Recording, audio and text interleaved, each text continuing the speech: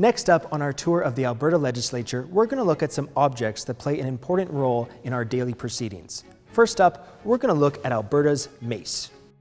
Now, I know what you're wondering. Why do we have a big fancy gold club? I mean, yes, it looks nice, but what purpose does it serve the legislature? Well, the mace, believe it or not, is actually an incredibly powerful symbol. It represents the monarchy itself, Queen Elizabeth II as our head of state, but more than that, it symbolizes the fact that the monarchy has given us, the people, the authority to govern ourselves. So since it represents all of us as a province, we wanted to make it as nice as possible. In 1956, we commissioned this mace for a budget of around $3,000. In 1956, that would be like buying a new car. It's made out of silver and gold. It has our provincial flower, the wild rose, carved into the handle, bison heads carved into the side, and on the very top, we have Canada's national animal, the beaver. But what has to be my favorite part are the gemstones along the crown. When they made this mace, they wanted to do something very fun and unique, so they created a secret code with these stones. If you take the first letter of each stone, you spell out the province's name. So we have an amethyst, lazurite, bloodstone, emerald, ruby, topaz, and agate. Alberta. Pretty fun, hey? So that's our current mace. But if we got it in 1956, what were we using before that? Well, before we got the fancy gold one, we had this one here.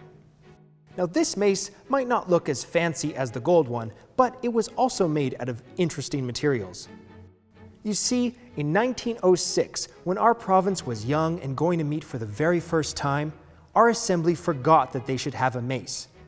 And like I said, the mace represents the monarchy and our power as a people. So it's a pretty big deal. Eventually, someone realized that they needed a mace, 2 weeks before they were going to meet for the very first time. Now, that's not a lot of time to make something as beautiful and well crafted as a mace. The gold one took 6 months. But they eventually found a man named Rufus E. Butterworth. He was a carpenter by trade, and he thought that he could do the job. Now, Butterworth did not have gold or silver or gemstones, so he had to improvise. He used whatever scrap materials he could find to get the job done.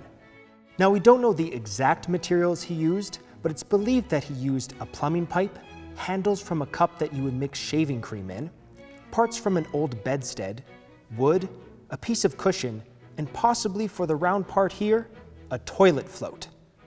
So yes, our first mace, our symbol of authority and power, was made with scrap materials. Pretty ingenious, if I say so myself. The last item that we're going to look at is the black rod.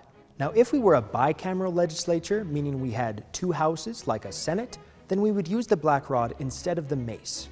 But since we're a unicameral legislature with 1 house, we use the black rod for a very specific purpose.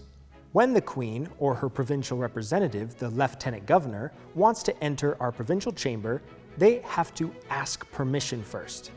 So on those special occasions for speech from the throne or royal assent, our Sergeant-at-Arms will lead the Lieutenant Governor while holding the black rod and then knock on the doors to the chambers with this end here.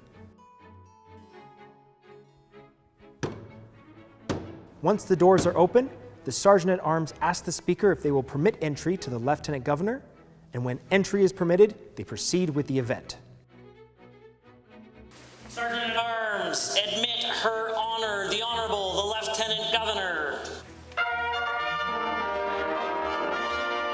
So now that you've learned about the mace and black rod, we're going to take you to the first stop that the Sergeant-at-Arms and Speaker make during their procession, the chamber doors.